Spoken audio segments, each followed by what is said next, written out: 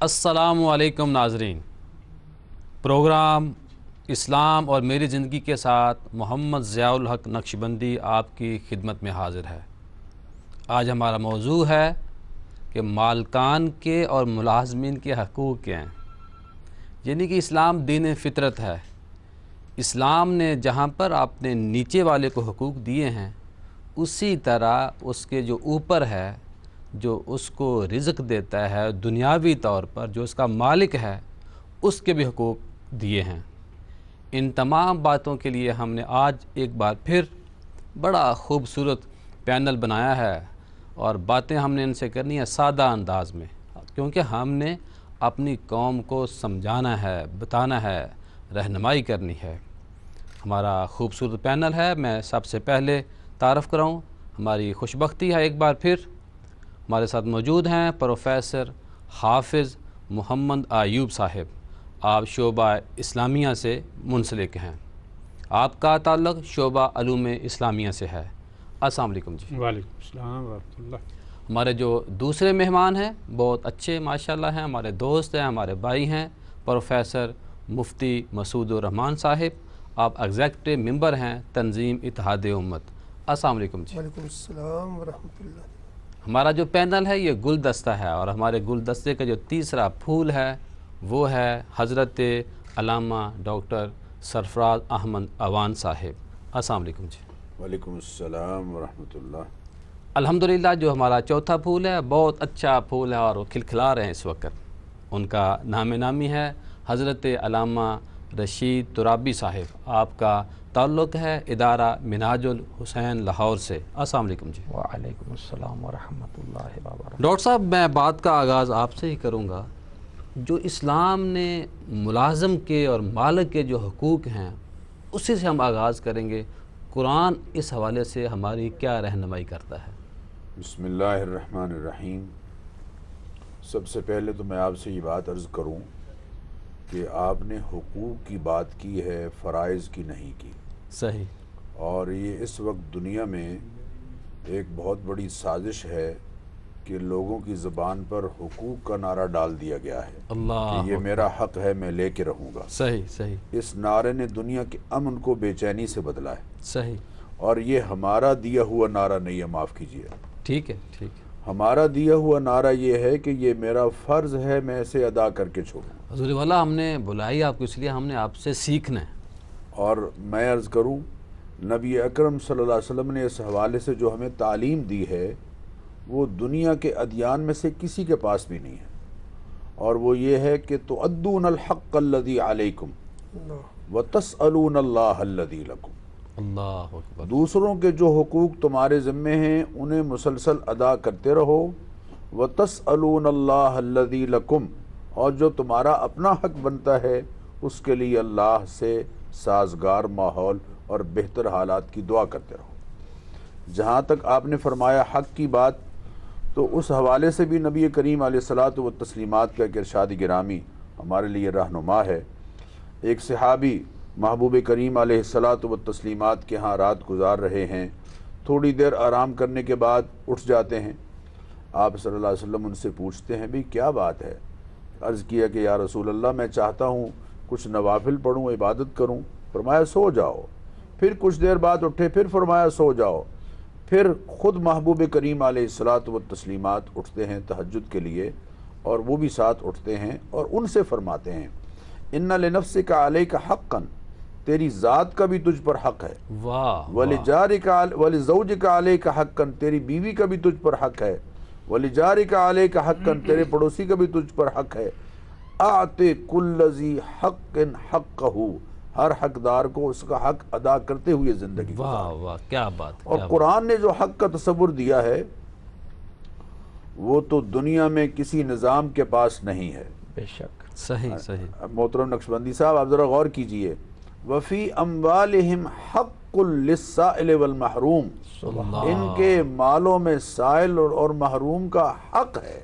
کیا یہ حق محض اللہ کی عنایت کے نتیجے میں ہے، یہ وہ واجبات میں سے نہیں ہے، لیکن یہ اللہ کی عنایت اور فضل و کرم ہے۔ صحیح تو اس حوالے سے میں یہ بات عرض کروں کہ ہمیں حقوق کی بجائے فرائض کی بات کرنی چاہیے، کہ آجر کا کیا فرض ہے اور اجیر کا کیا اجیر فرض کا ہے. کیا فرض. دیکھیے جو کام کرنے والا ہے، مزدور ہے، محنت کش ہے، وہ اگر اپنا حق رائٹ صحیح اپنا حق طلب کرنے کی بجائے اپنا فرض ادا کر رہا ہے، تو وہ جو مالک ہے، جو فیکٹری آنر ہے، مل آنر ہے، صحیح. یا دکان کا جو مالک ہے، اس کا حق دراصل ادا کر رہا ہے صحیح. اپنا فرض ادا کر کے. ٹھیک ہے. اسی طرح اگر وہ فرض ادا کر رہا ہے تو آٹومیٹکلی اس واہ. کا حق ادا ہوتا چلا جا رہا ہے. علامہ صاحب بڑی اچھی رہنمائی فرمائی ہے.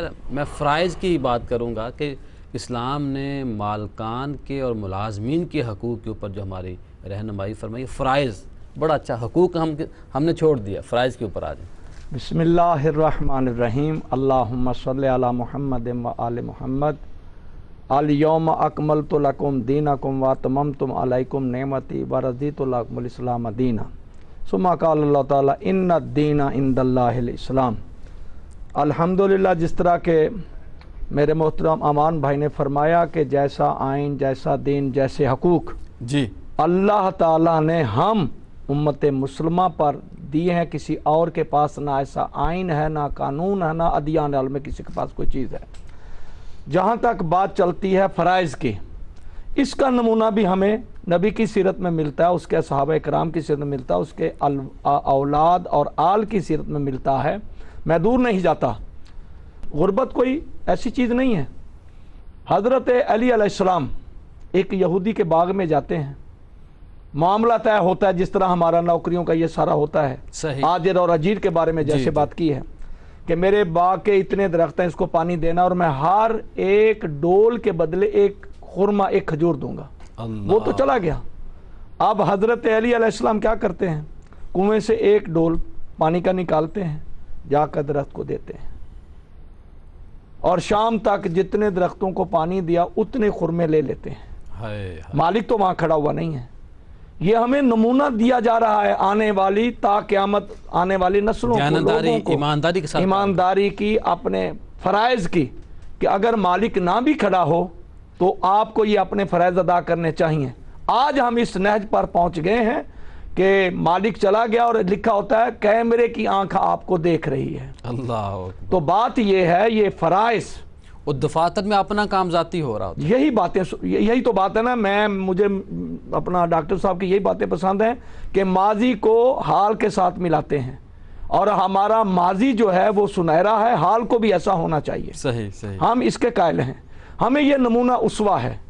ادھر ہم دیکھتے ہیں حضرت علی اپنے ایک ہاتھ سے دروازے خیبر کو اکھاڑنے والے ہیں. صحیح.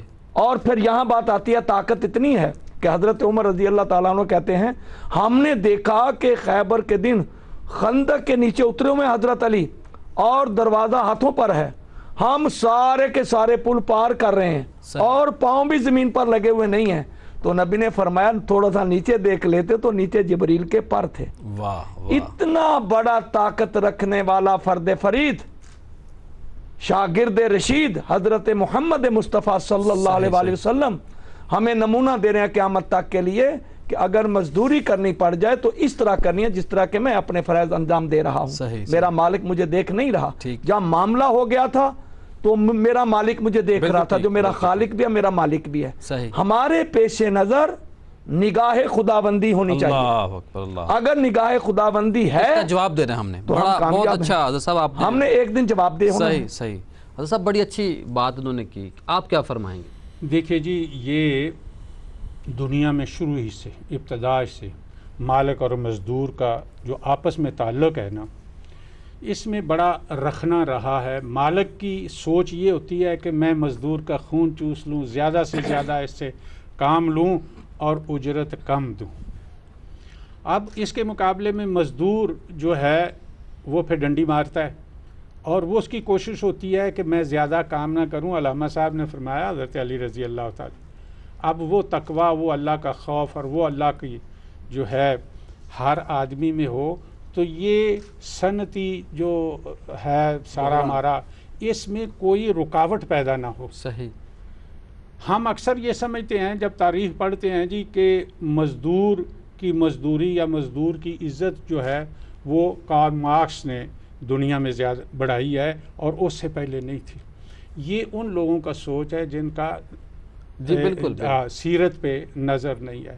رسول اللہ صلی اللہ علیہ وسلم نے مالک بانی اور تو آپ ہیں نا. مزدور، بانی تو آپ نے ہر چیز، آپ کو پتہ ہے کہ سب سے بڑی چیز ہے کام کرنا.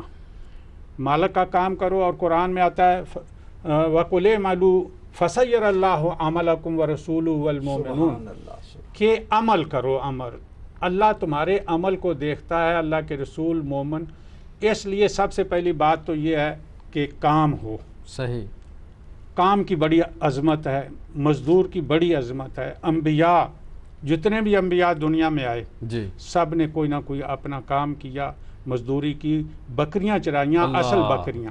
رسول اللہ، حضرت ابو ہریرہ فرماتے ہیں کہ رسول اللہ صلی اللہ علیہ وسلم نے فرمایا سارے انبیاء نے اور فرمایا کہ میں نے خود مکہ والوں کو چند جو کہ رات کے بدلے میں بکریاں چرائی. صحیح ماشاء اللہ. تو ایک بات تو ہے کہ کام کی عظمت جو رسول اللہ صلی اللہ علیہ وسلم نے ہمیں سبق سکھایا ہے کہ کام ہونا چاہیے، محنت کے ساتھ، محنت ہونی چاہیے. یہ نہیں ہے کہ آدمی ہاتھ پہ ہاتھ ڈال کے بیٹھا رہا ہے. وہ معاشرے کا اسے معطل ہے. لیس للانسان الا ما سعی، آدمی کو ملتا وہ ہے جس کے لیے وہ جدوجہد کرتا ہے. مفتی صاحب جی. ہاں جی. اب اس میں مزدور ہے اور مالک. اصل بات ہے مالک اور مزدور کے تعلقات کو بہتر بنانا. اس کے لیے بھی حدیث میں ہمارے پاس اللہ کے رسول صلی اللہ علیہ وسلم نے سارے اصول اس وقت ہی طے کر دیے تھے کہ یہ پیشہ جو ہے مزدوری کا، یہ انبیاء کا پیشہ ہے. ٹھیک ہے. اس سے کتنی عظمت اس پیشے کی ہو جاتی ہے. اور اسی طرح مزدور جو مالک ہے انہیں یہ فرمایا گیا کہ دیکھو یہ مزدور کا پسینہ خشک ہونے سے پہلے واہ واہ کیا بات. انشاءاللہ یہ باتیں ہماری جی. ہوتی رہیں گی. مفتی صاحب آپ کیا فرمائیں گے؟ جو امیر ہے امیر تر ہوتا جا رہا ہے، اور جو غریب ہے غریب تر ہوتا جا رہا ہے، لیکن جو غریب لوگ محنت کرتے ہیں وہ امیر بھی ہوئے ہیں. آپ کیا فرمائیں گے؟ بسم اللہ الرحمن الرحیم. محترم ضیاء صاحب، اسلام دین فطرت ہے اور اسلام نے ہر کام میں ایک توازن قائم کیا. آغاز میں محترم ڈاکٹر صاحب نے فرمایا کہ ہم حقوق کی بات تو کرتے ہیں، فرائض کی نہیں. تو اسلام نے فرض اور حقوق میں توازن قائم کیا. مالک کو کہا گیا کلکم راع و کلکم مسئول عن رعیتہ، تم سے سوال ہوگا. اور اس کے مقابلے میں مزدور کو ڈیگریڈ نہیں کیا گیا، اس کو عزت دی گئی. توازن قائم ہوتا ہوا نظر آ رہا ہے کہ مالک اس کو اپنا خیر خواہ سمجھے. ایک تعلق قائم ہوا، اس تعلق کو نبھائے. اب یہ نہیں کہ ذرا سی کمزوری پہ اس کو نکال دے، اس کے خون پسینے پر اپنا حق سمجھے. یہ سمجھے کہ اگر اس کی جگہ پر میں کام کر رہا ہوں تو کیا میں اتنی تنخواہ میں گزارا کر لوں گا.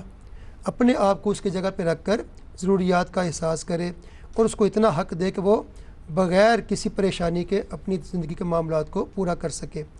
آپ نے جو بات کی ہے امیر سے امیر تر اور غریب ہونے کی، جی وہ ارتکاز دولت کے مسائل ہیں. دولت کی گردش کا صحیح ماحول میں نہ ہونا اور بدقسمتی سے ریاستی اداروں کی جو ناکامی ہے اس کا عنصر واضح نظر آتا ہے. صحیح. ورنہ اگر ہم اسلام کے تعلیمات پر دیکھیں تو ہمیں خلفائے راشدین رضوان علیہم اجمعین کی زندگی میں وہ ماحول نظر آتا ہے کہ لوگ زکوٰۃ کا مال لے کر پھرتے ہیں، کوئی لینے والا نظر نہیں آتا. دینے والا ہے، لینے اللہ والا کرے نہیں. یہ دور واپس انشاءاللہ تعالیٰ آئے گا. کیا بات. لیکن اس میں مسئلہ یہ کہ ہم جب تک اسوہ حسنہ کو اختیار نہیں کریں گے. پھر ہمیں ایک بڑی شاندار بات اسلام کے نظام میں نظر آتی ہے جو دنیا میں کہیں اور نہیں. عام ممالک میں تاریخ عالم کا مشاہدہ کرنے سے ہمیں یہ بات نظر آتی ہے کہ لوگوں نے اپنے حقوق کے لیے طویل جد و جہد کی، لڑائیاں کی، خون بہایا، پھر ان کو حقوق دیے گئے. صحیح. اسلام کے نظام میں یہ خوبی ہے کہ ان کو حقوق بغیر مانگے عطا کیے گئے. اور نبی پاک علیہ السلام نے غلاموں لونڈیوں کے بارے میں کتنا واضح تصور دیا کئی مواقع پر، اور بالخصوص خطبہ حجۃ الوداع، حتیٰ کہ آپ دنیا سے تشریف لے جا رہے ہیں وصال کے موقع پر بھی آپ نے توجہ دلائی تمہارے زیر دست جو تمہارے ماتحت ہیں غلام لونڈیاں، اور آج کل کی اصطلاح میں ملازم یا گھر کے نوکر چاکر، وہ سب اسی میں آ جاتے ہیں. کہا کہ ان کے حقوق کا خیال کرو، جو خود کھا رہے ہو وہ ان کو کھلاؤ، جو خود پہن رہے وہ ان کو پہناؤ. واہ واہ. ناظرین، آجر اور اجیر کے متعلقہ گفتگو جاری ہے اور بڑی اچھی باتیں ہو رہی ہیں. آپ مالک بھی ہو سکتے ہیں، ملازم بھی ہو سکتے ہیں، اور آج اگر ملازم ہیں تو کل مالک بھی بن سکتے ہیں. بہت اچھی باتیں، اور دین ہم نے سیکھنا ہے. گفتگو کا سلسلہ جاری رہے گا. ملتے ہیں مختصر وقفے کے بعد.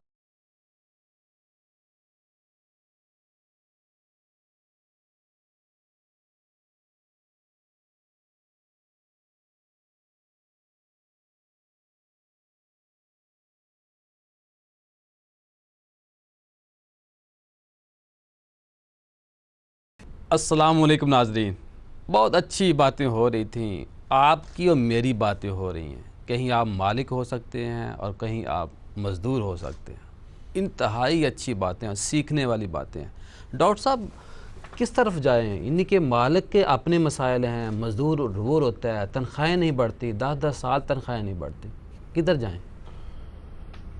मैं आपसे अर्ज़ करूँ नक्शबंदी साहब, दरअसल ये जो कुछ आप फरमा रहे हैं ना, ये दरअसल आलमी सतह पर सरमायादाराना निज़ाम की पैदा करदा लानत है। अल्लाह अकबर। सरमायादाराना निज़ाम इस्तेहसाली निज़ाम है। इस निज़ाम ने मज़दूर को उसकी हैसियत को ख़त्म करके रख दिया है। तौबा। उसको एक ऐसा आला और मशीन के अंदाज में उससे काम ले रहा है कि उसके अंदर कोई रूह नहीं है, वो इंसान है। और ख़ुद हमारे दीन ने जो मज़दूर को अज़मत बख्शी है, उसका कॉन्सेप्ट और उसका तसव्वुर बिल्कुल एक तरफ कर दिया गया है और सरमाए को इलाह का दर्जा देकर सरमाए को कमाना मकसूद ठहर गया है। बस सरमाया जो है और इंसान इलाह का दर्जा इख्तियार कर चुका है।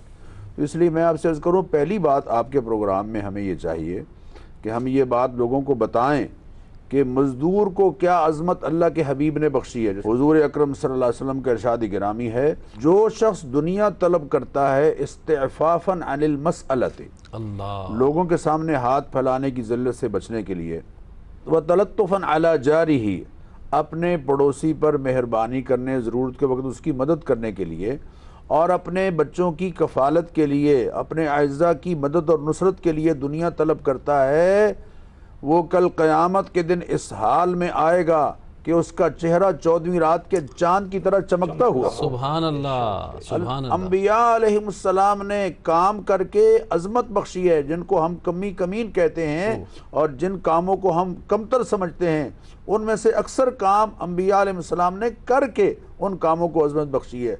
काना आदम हर्रासन, हज़रत आदम अलैहिस्सलाम खेती बाड़ी करते थे। वकाना नूह नज्जारन, हज़रत नूह अलैहिस्सलाम बढ़ई का काम। वस्नाइल फुल्क बिआयुनिना, हमारी आंखों के सामने कश्ती तैयार कीजिए लकड़ी के साथ। और हज़रत दाऊद अलैहिस्सलाम लोहारे का काम कर रहे हैं। और हज़रत वकाना इदरीस खय्यातन, हज़रत इदरीस अलैहिस्सलाम दर्जी का काम कर रहे हैं। महबूब करीम अलैहिस्सलातु व तस्लीमात अपने दस्ते मुबारक से, जिन पर फिदा हो आबाना व उम्महातिना, खुद जूता मुबारक सी रहे हैं। ये दरअसल मज़दूर को अज़मत बख्शी जा रही है।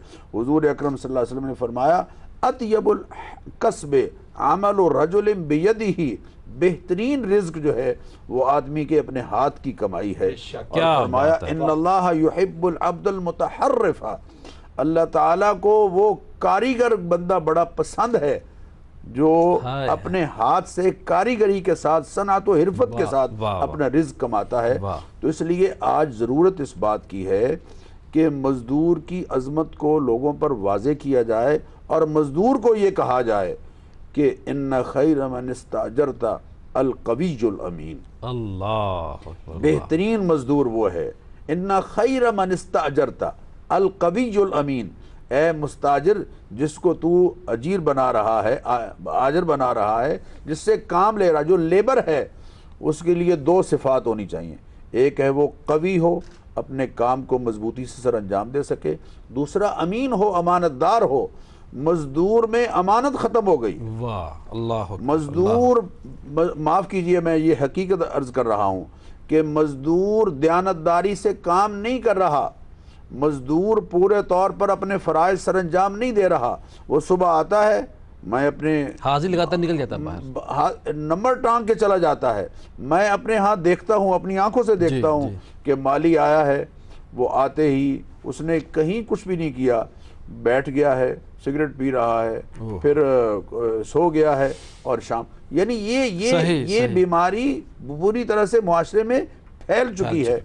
और उसकी बड़ी वजह एक ये भी है कि इस्तेहसाली निज़ाम ने मजदूर को हकीकी उजरत से महरूम रखा। अल्लामा साहब, तनख्वाह अभी बजट आया है तो 15,000 तनख्वाह रखी गई है बुनियादी तौर पर, यानी कि जो ऑफिस बॉय है सबसे कम जो मुलाजम होगा उसकी तनख्वाह होगी 15,000, बढ़ती नहीं, किधर जाएं? बिस्मिल्लाहिर्रहमानिर्रहीम। عرض یہ ہے کہ جس طرح میرے محترم علماء کرام نے اپنے اپنے نظریات میں ارشاد فرمایا قرآن و حدیث کے روح سے، اور ڈاکٹر صاحب نے تو عوان صاحب نے 4 چاند لگا دیے ہیں، یہاں پر میں ایک بات کرتا ہوں کہ آج جس طرح کے یہ سوچا سمجھا منصوبہ استحصال کرنا ہے مزدور کا، غریب کا، یہ ایک سازش ہے یہود و نصارہ کی، میں نام لینے میں کباہت محسوس نہیں کرتا۔ نبی اکرم کی ایک جامع سیرت ہے اور اس میں صحابہ کرام بھی، اور پہلی ایک صنعت بننے لگی ہے، ایک تعمیر ہونے لگی ہے عمارت، جس کو نام کہتے ہیں مسجد قباء۔ اللہ، یہ پہلی مسجد ہے، یہ مدینہ جو مسجد نبی سے پہلے ہے، اور ہر حاجی وہاں زیارات کے لیے لے جاتے ہیں۔ وہاں کیفیت کیا ہے؟ جو مالک ہے وہ بھی پتھر اٹھا رہا ہے، اللہ، جو مملوک کہلوانے والے ہیں صحابہ وہ بھی پتھر اٹھا رہے ہیں۔ جس طرح کے ڈاکٹر صاحب نے فرمایا کہ کوی ہونا چاہیے، حضرت عمار یاسر 2 پتھر اٹھا رہے ہیں، کیا بات، اور سارا یہ کام کر رہے ہیں۔ اور اس کے بعد جب کھانا آتا ہے تو ایک ہی برتن میں بیٹھ کر مالک بھی کھا رہا ہے، صحابی بھی کھا رہا ہے، مملوک بھی کھا رہی ہے، اور پھر کہتے ہیں عمار تیرا بڑا درجہ ہے، تیرا بڑا مقام ہے۔ اگر یہی سوچ آج ہم لا الہ الا اللہ محمد رسول اللہ پڑھنے والے اپنا لیں اور اس پر عملی جامے پر کمر باندھ لیں، کس لیں، جس طرح کہ ہم نے اپنے پروگراموں میں کس لی ہے، تو آج مزدور کی یہ کیفیت نہ رہے، میں مزدور اس طرح استحصال کا شکار نہ ہو۔ لوگ ملازم تلاش کرتے ہیں جی، یہ بھی مسئلہ ہے کہ اس طرح پاؤں میں نہ کچلا جائے۔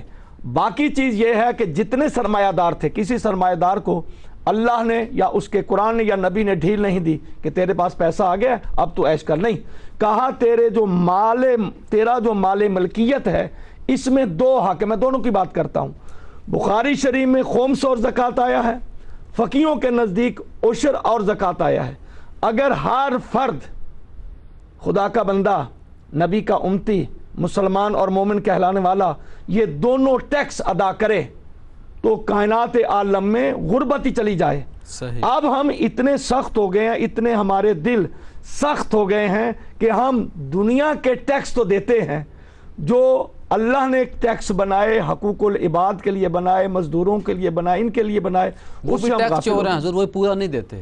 اس میں چوری کے لیے حکومت سے مل کر لیتے ہیں نا، لیکن جو اللہ نے ٹیکس بنایا اس نے کہا تیرے پاس بھی زیادہ ہے، 10واں حصہ دے دے، 5واں حصہ دے دے، 20واں دے دے، 40واں دے دے، اور میں اس میں اور برکت ڈالوں گا۔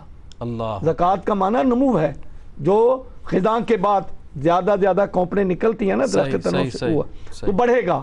ہم اس لیے دور ہیں، اور یہ ساری کائنات میں بھی دیکھا جائے تو امت مسلم میں زیادہ مزدور ہیں جن کا استحصال ہو رہا ہے، جن کی جو دولت ہے صحیح تقسیم نہیں ہو رہی۔ ہمارا تزکیہ نفس نہیں ہے، ضرورت سے زائد بانٹنے کا آیا ہے، اور جب بانٹوں گے تو اللہ بھی خوش ہے، رسول بھی خوش ہے، اور پھر تمہارے رزق میں برکت بھی ہے، اور پھر صلہ رحمی کو دیکھ لو یہ بھی آ جاتی ہے، اور اس میں تمہاری زندگی بھی بڑھتی ہے۔ جی علامہ صاحب آپ کیا فرمائیں گے؟ بڑی اچھی گفتگو ہو رہی ہے۔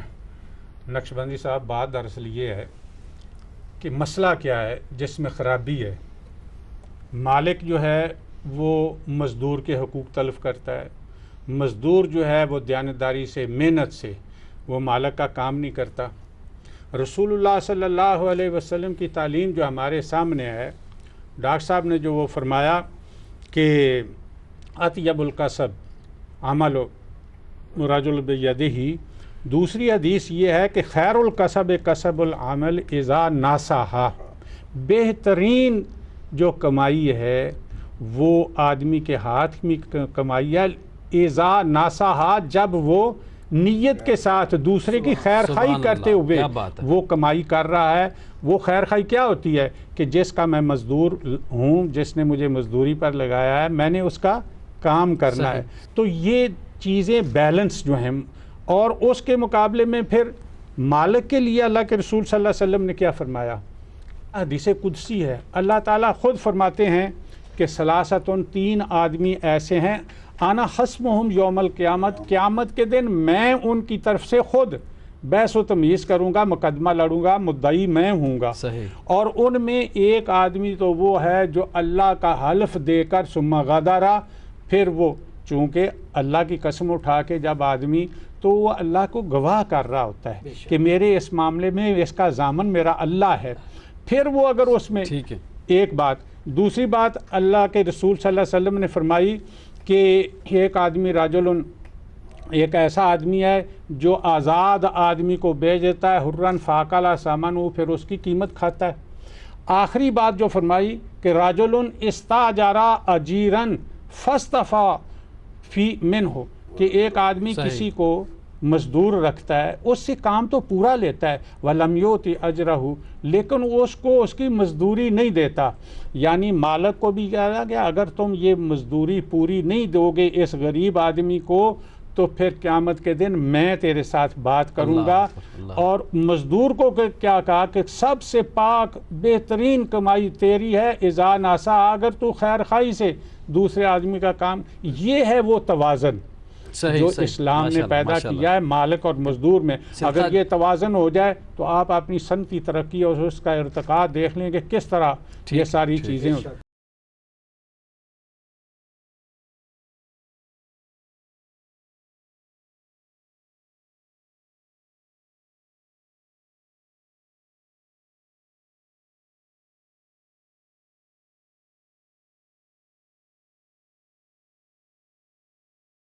ناظرین، آج ہمارا موضوع ہے مالکان اور ملازمین کے حقوق و فرائض۔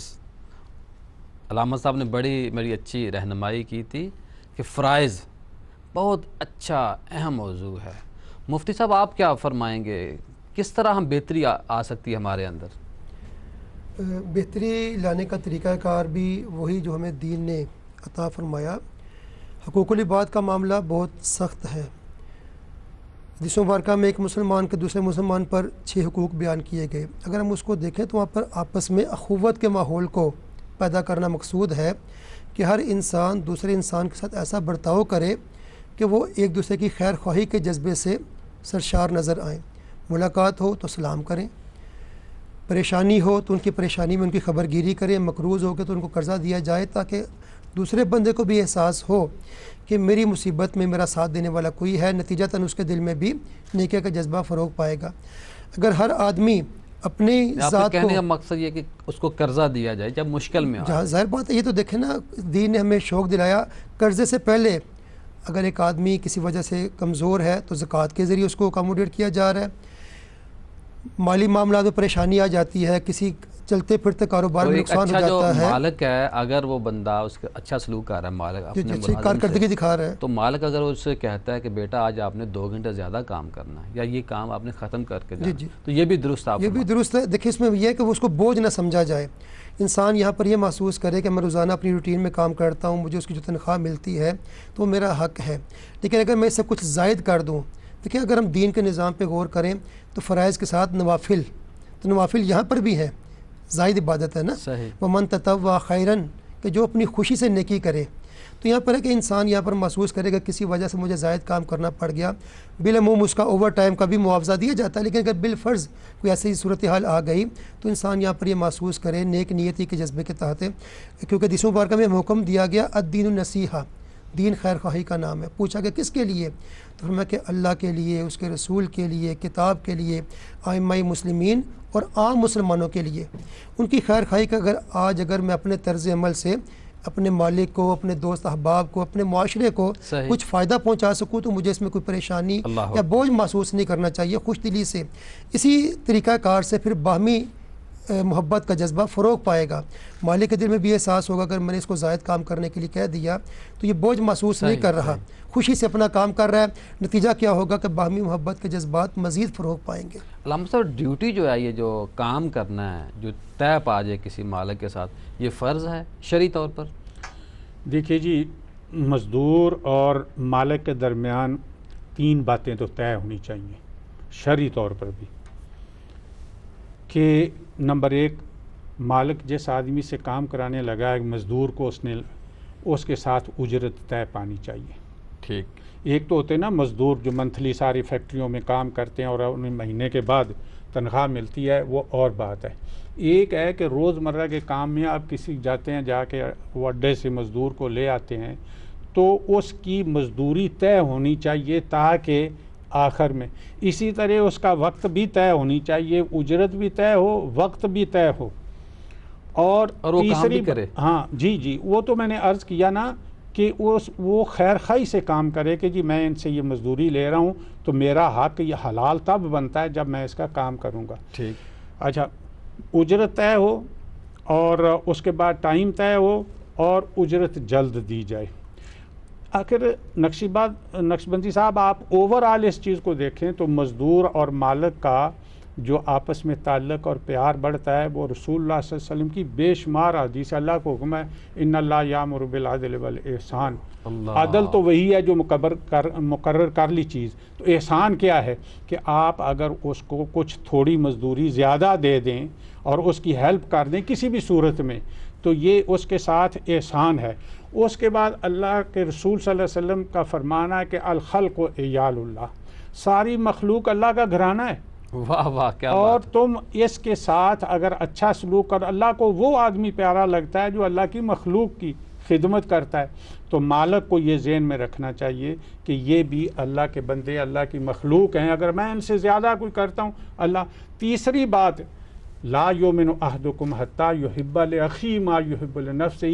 مالک کو یہ سوچنا چاہیے کہ اگر میں مزدور ہوتا کہیں، خدا نخواستہ میری یہ حالت ہوتی، مجھے یہ کام کرنا پڑتا، یہ اینٹیں اٹھانی پڑتی اور یہ سب، تو پھر شدید گرمی میں تو میرے جذبات کیا ہوتے. وہی وہ بات اسے اس مزدور کے بارے میں ذہن میں رکھنی چاہیے، تب یہ سارے تعلقات جو ہیں یہ قائم ہوتے ہیں. رسول اللہ صلی اللہ علیہ وسلم کا یہ بھی فرمان ہے کہ ہم اخوانکم، جیسے کہ مفتی صاحب نے فرمایا جعل اللہ تحت ایدیکم، اللہ نے ان بیچاروں کو تمہارے ماتحت کر دیا ہے تو ان کا تم خیال رکھو. یہ مستقل جو تمہارے پاس ہیں، غلام ہیں، دوسرے ہیں. تو بات دراصل یہ ہے کہ یہ حدیثیں ہمارے سامنے ہوں گی تو مالک اور مزدور کے درمیان ایک تعلق پیدا ہوگا اور وہ محبت کی بنیاد پر اور دین کی بنیاد پر ہوگا. حضرت صاحب جو ڈیوٹی، حقوق، فرائض، گناہ، سنت، آپ فیصلہ صادر فرمائیں. فیصلہ میں کیا صادر کروں گا، میرے آقا نے فیصلہ صادر فرمایا ہے جن کے سارے غلام ہیں، اور وہ دونوں کے لیے ایک ہی ارشاد میں ایسا توازن ہے کہ جس سے سارے مسئلے حل ہو جاتے ہیں. اصل میں ہماری جو سوسائٹی ہے نا، گناہ اور ثواب دو چیزوں کو سمجھتی ہے. چھوڑیں اس حوالے سے آپ بتائیں.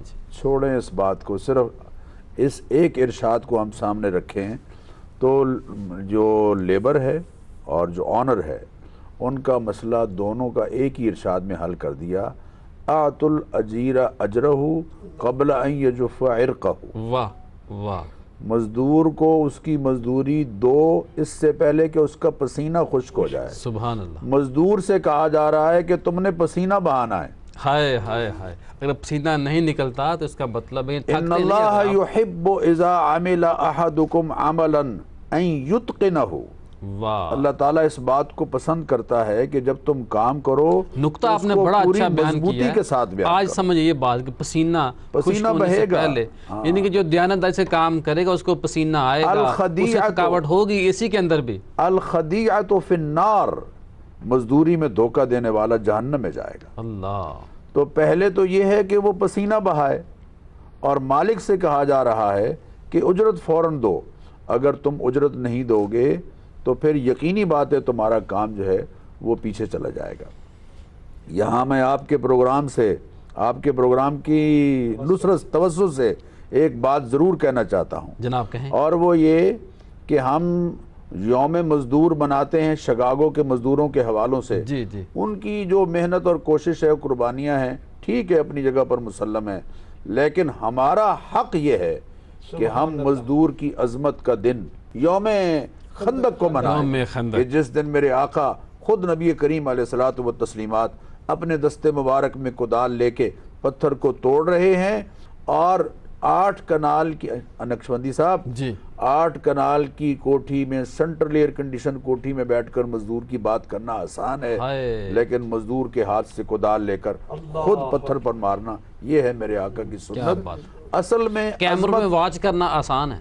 اصل میں عظمت جو ہے نا مزدور کی، وہ غزوہ خندق کے دن واضح ہو رہی ہے کہ جب صحابی کہتے ہیں کہ یا رسول اللہ آپ کے پیٹ پہ پتھر دیکھ کر میں چاہتا ہوں کہ میں نے چند لوگوں کا کھانا پکایا ہے گھر میں.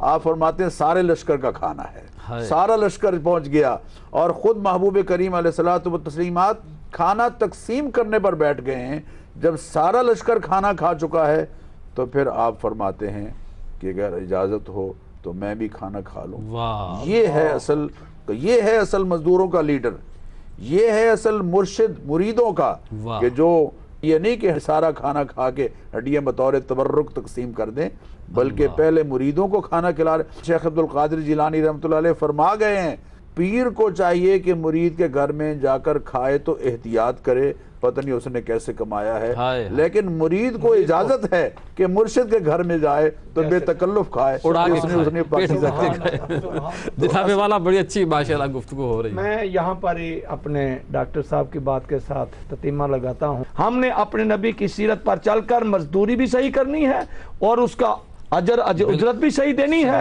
تو یہ نظام ہمارا بہتر ہو سکتا آگے سے آگے بڑھتا جائے گا تاکہ بہت خوب، یہ بہت اس کو ہمیں خوب، اپنانا بہت چاہیے۔ کیا بات ہے، کیا جی مفتی صاحب کلوزنگ فرمائیں پروگرام کی۔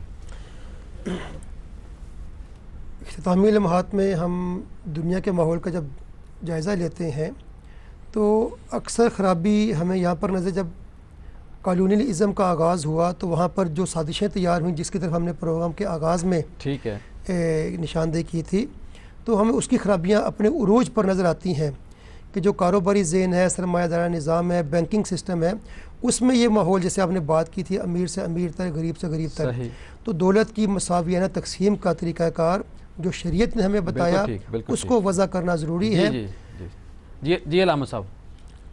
دیکھیے جی، یہ تو قرآن نے ہمیں کہلا یکون دولتم بین الاغنیاء منکم، یہ بنیاد ہے ہمارے جو معاشی یا مالی جتنا بھی نظام ہے ایک اسلامی ریاست کا، کہ دولت جو ہے چند ہاتھوں میں سمٹ نہ جائے، حرکت کرے، دولت کو پھیلنا چاہیے۔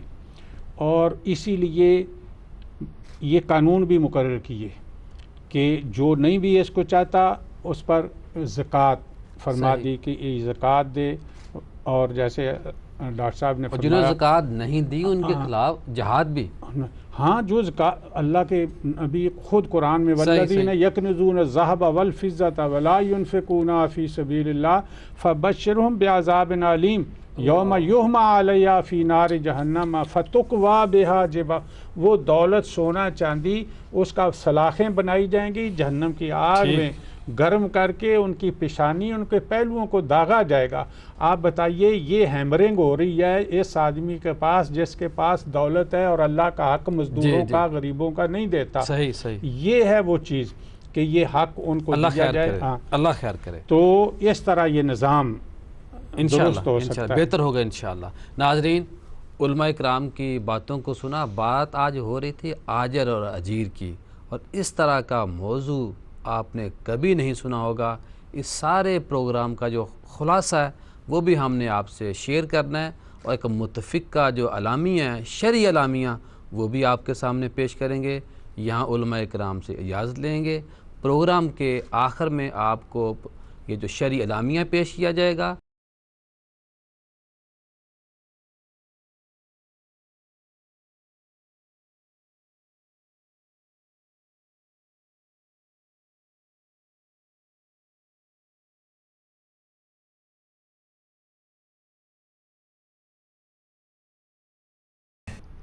ناظرین بریک سے پہلے علماء اکرام ہمارے ساتھ موجود تھے، اور آج ہمارا موضوع تھا مالکان اور مزدور کے جو حقوق ہیں، جو فرائض ہیں، اس کے اوپر ہم نے بات کی، اور بات بڑی ڈیٹیل سے ہوئی ہے۔